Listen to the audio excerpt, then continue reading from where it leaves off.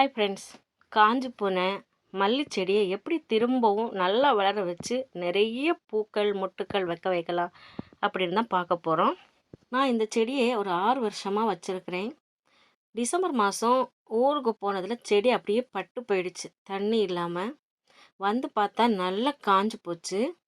இதை இப்போ எடுத்து திரும்ப ரீபாட் பண்ண போகிறோம். எப்படி பண்ணுறேன் ரீபாட் அப்படின்னு தான் பார்க்க போகிறோம். அப்படியே வச்சுருந்தா இதில் வளராதிங்க. பாருங்கள், ஃபுல்லாக வேர் 6 வருஷமாக இந்த பக்கெட்டில் தான் இருக்குது, பெயிண்ட் பக்கெட்டு. எப்படி பாருங்களேன் செடி இருக்குதுன்னு, ஃபுல் வேர். மண்ணை வந்து நடுவில் கொஞ்சமாக இருக்குது, மீது எல்லாமே வேர் தான். இந்த வேர் எல்லாத்தையும் நம்ம இப்போ கட் பண்ணி எடுத்துடணும். இந்த வேரோட வச்சோன்னா அடுத்த பாட்டிலையும் ஃபுல்லாக வேராக தான் இருக்கும். மண் உரம் இதெல்லாம் வந்து அதிகமாக கொடுக்க முடியாது.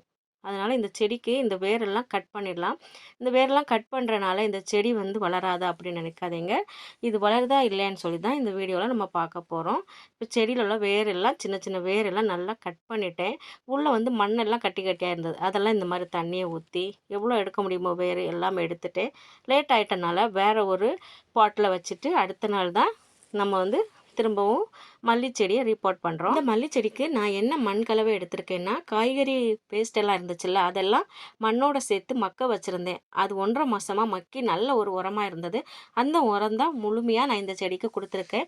வேறு எதுவுமே கொடுக்கல. முட்டை ஓடு அதை அரைச்சி கொடுத்துருக்குறேன்.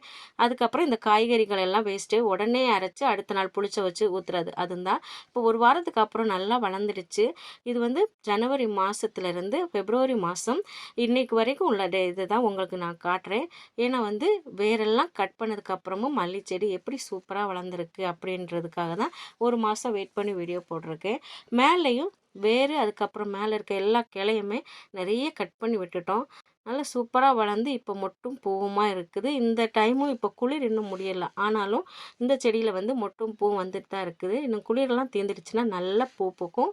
அதையும் உங்களுக்கு நான் வீடியோவாக போடுறேன். உங்கள் வீட்லேயும் மல்லி செடி வளராமல் இருந்துச்சுன்னா அதோடைய கிளைகள் எல்லாம் வெட்டி விடுங்க. ரொம்ப வருஷமாக வேரெல்லாம் அப்படியே இருக்குது ஒரே பாட்டில் அப்படின்னா வேர் எல்லாமே கட் பண்ணுங்க. செடி வளராது அப்படின்னு நினைக்காதீங்க. கண்டிப்பாக மல்லி செடி நல்ல உரம் கொடுத்தா சூப்பராக வளரும். வீடியோ பிடிச்சிருந்தா லைக் பண்ணுங்கள், ஹைப் பண்ணுங்கள். நீலக்கடலோடு என்னைய சப்ஸ்கிரைப் பண்ணுங்கள். நன்றி.